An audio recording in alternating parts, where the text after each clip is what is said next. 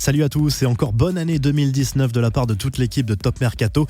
Le journal du foot de ce jeudi 3 janvier. On prend tout de suite la direction de l'Angleterre avec un énorme choc en Première Ligue. Manchester City reçoit Liverpool ce jeudi dans le cadre de la 21e journée du championnat anglais. Les Reds restent sur 9 victoires d'affilée en Première Ligue et peuvent frapper un grand coup et prendre le large en tête. Les Citizens espèrent se relancer après une fin d'année 2018 compliquée. Match à suivre sur RMC Sport 1 à partir de 21h. Messi, Ronaldo, un duel à distance de légende qui dure depuis plus d'une décennie. Sur les 12 dernières saisons, le Portugais et l'Argentin ont enchaîné les buts avec une régularité impressionnante.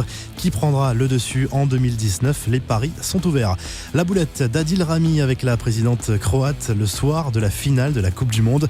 Le défenseur de l'équipe de France a raconté l'anecdote dans le documentaire Deuxième étoile diffusé sur TF1 mercredi soir lorsque la présidente de la Croatie a complimenté le Marseillais pour sa désormais célèbre moustache.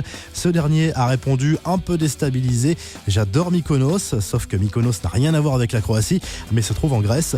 On a appris plein de choses dans ce documentaire. Didier Deschamps est notamment revenu sur la sortie de N'Golo Kanté en finale du mondial. Un crève-cœur selon le coach des Bleus, mais le milieu de terrain n'était pas utile à l'équipe de France ce soir-là et il n'était pas malade contrairement à ce qu'affirmaient certaines rumeurs, mais seulement très fatigué.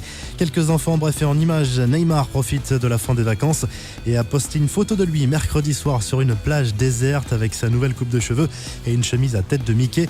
La photo est accompagnée d'une légende en portugais. Le Brésilien reconnaît notamment que l'année 2018 a été difficile. Mario Balotelli a retrouvé le chemin de l'entraînement avec l'OGC Nice. L'attaquant italien est arrivé avec une semaine de retard avec l'autorisation de son coach. Balotelli pourrait changer d'air cet hiver. Alors que certains noms circulent pour sa succession l'été prochain, Ole Gunnar Solskjaer a évoqué pour la première fois son avenir. Le successeur de José Mourinho sur le banc de Manchester United n'a pas l'intention de jouer seulement les intérimaires. Gianni Infantino veut un mondial à 48 pays dès 2022. Le président de la FIFA a lâché l'info lors d'une conférence de presse sur le sport à Dubaï. Il a également évoqué la possibilité de jouer quelques matchs de cette Coupe du Monde en dehors du Qatar, dans les pays voisins comme l'Arabie Saoudite. La Gazette du Mercato, le premier gros coup est pour Chelsea. Les Blues ont obtenu la signature du prodige américain du Borussia Dortmund, Christian Pulisic, qui vient de s'engager pour 64 millions d'euros. Le joueur terminera la saison avec le club allemand.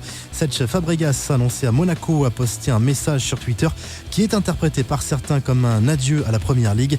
Le club du Rocher démarre fort son mercato hivernal. Le défenseur brésilien Naldo devrait être la première recrue de janvier. Selon l'équipe, le joueur de Schalke 04 va signer un contrat de 18 mois.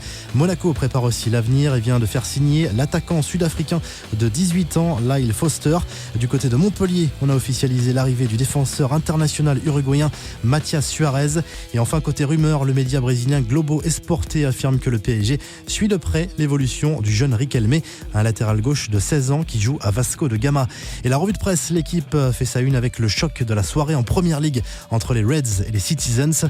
Match capital dans la course au titre. En Italie, Tuttosport affirme que la bataille est gagnée pour la Juventus de Turin pour le transfert du Gallois Aaron Ramsey et évoque également le rêve de la vieille dame de faire signer Kylian Mbappé à l'avenir.